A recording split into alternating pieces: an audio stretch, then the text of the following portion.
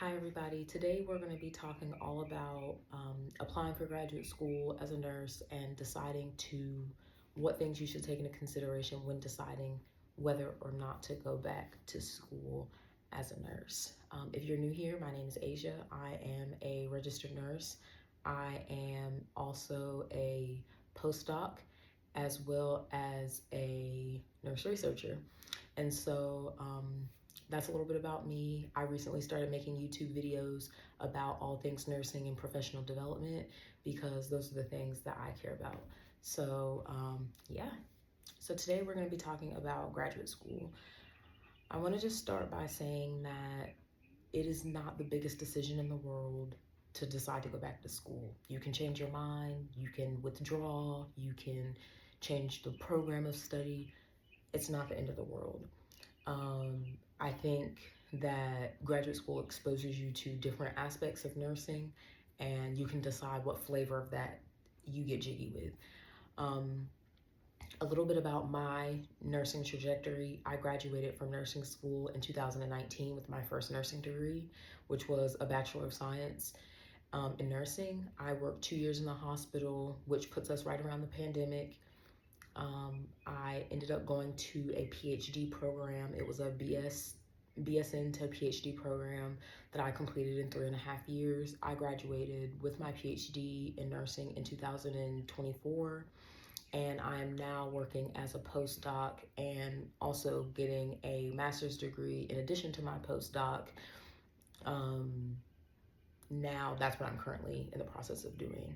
And I have also resumed working in the hospital as a bedside nurse a little bit. So that's just a little bit about me. I've done the graduate school thing, and I just want to talk to y'all about it.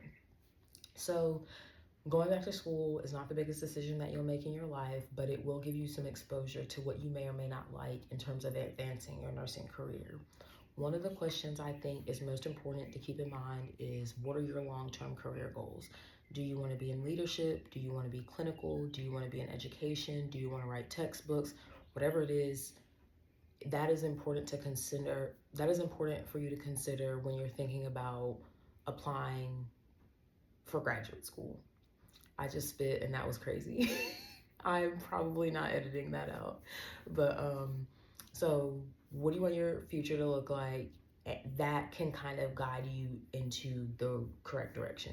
Another thing to take into consideration are any professional or clinical interests that you have.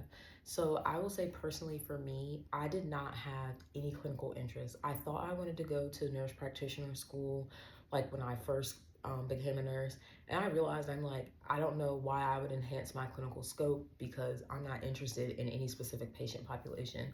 What fascinated me about nursing was actually the operations and the things that were happening within the healthcare organization, more so than a specific patient population. And so it makes sense that I went and got a PhD because I wanted to study systems. I wanted to figure out how we can make the work environment better. And that's a completely different skill set than becoming a nurse practitioner, so to speak.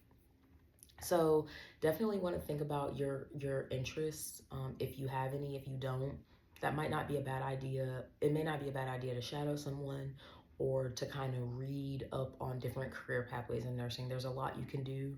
There's a lot of education that you can get. You can get doctoral level education and get tenured faculty positions as a registered nurse.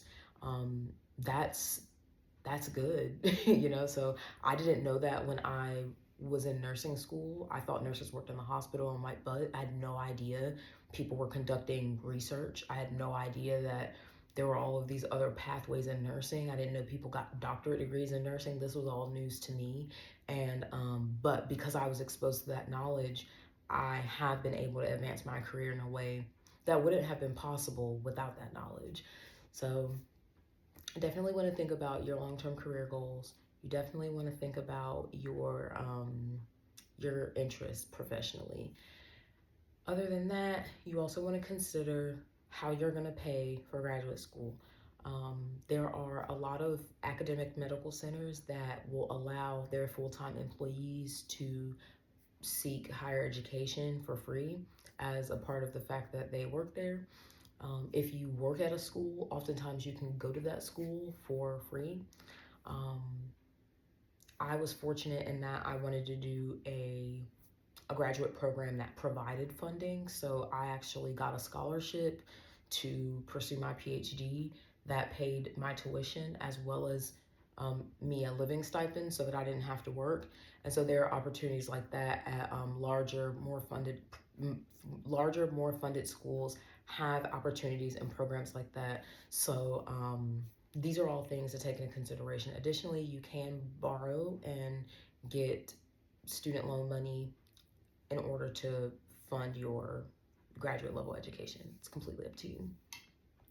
So that's just something to think about because grad school is not cheap. And if you can find a way to get it through your job, absolutely recommend that.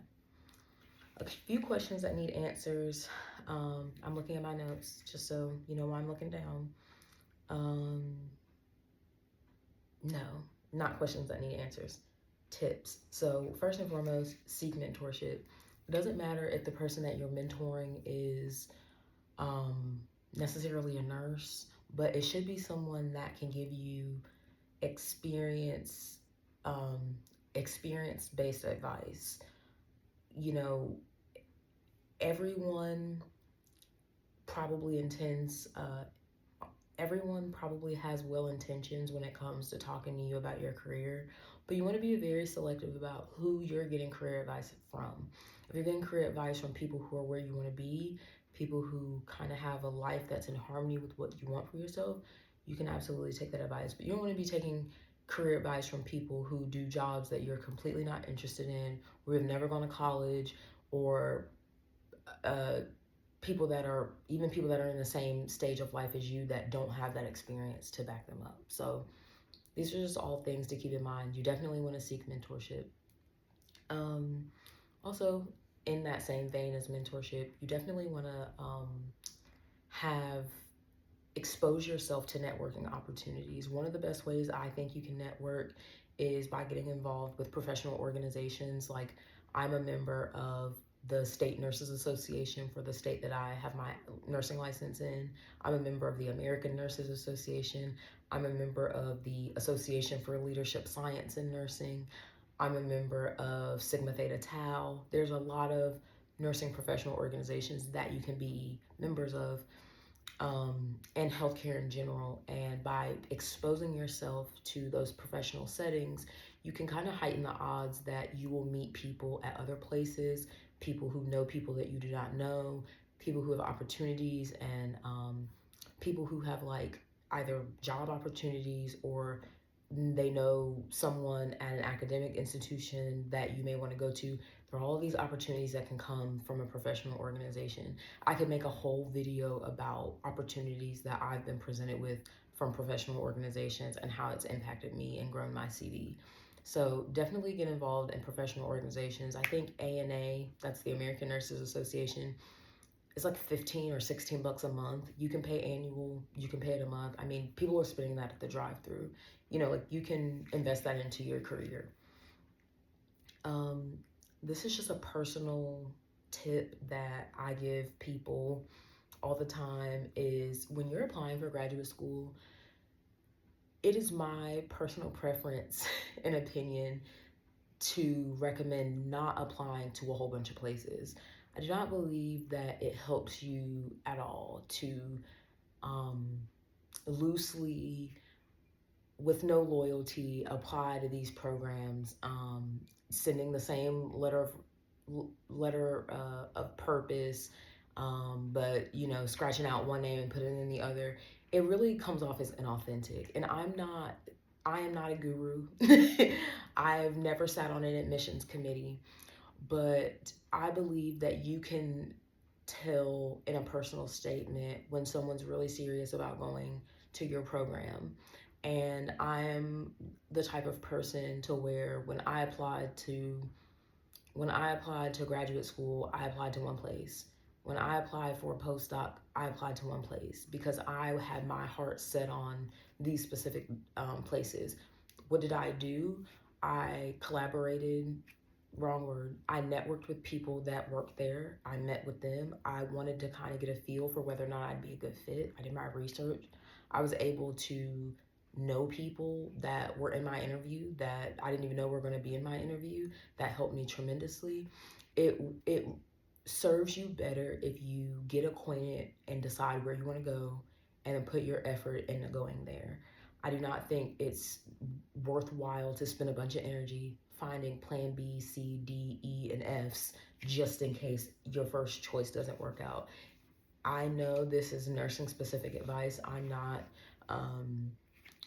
saying that this is advice everyone should take. I've just realized that I've gotten very good results by meeting people, getting to know them, whether that be at conferences or whether that be through email and setting up a meeting, and feeling more comfortable in a job interview or interview for a graduate program than I did trying to apply to a whole bunch of places. And so that's just been my lived experience. And so I just wanted to share that. Please take that with a grain of salt. Another thing that I think is super important to keep in mind when considering whether or not to apply to graduate school or not is maintaining a positive reputation wherever you are. It is so important that wherever you are, whether that's an academic program, your job, if you're doing DoorDash, doesn't matter. Wherever you go and you're working with people, they need to have the best perception of you, because you never know who you're going to ask or need to ask for a letter of reference, for someone to speak on your behalf. When you need people to speak on your behalf, you definitely want to make sure they have something positive to say. And I cannot stress this point enough. People lack the capacity to write you a letter of recommendation. So the least you could do is have something positive for them to say. Do not get in the habit of asking strangers for a letter of recommendation. They're going to do something cheap on AI and it's going to sound like it. You need to be intentional about building workplace relationships wherever you go. Not that these people are your best friend, but that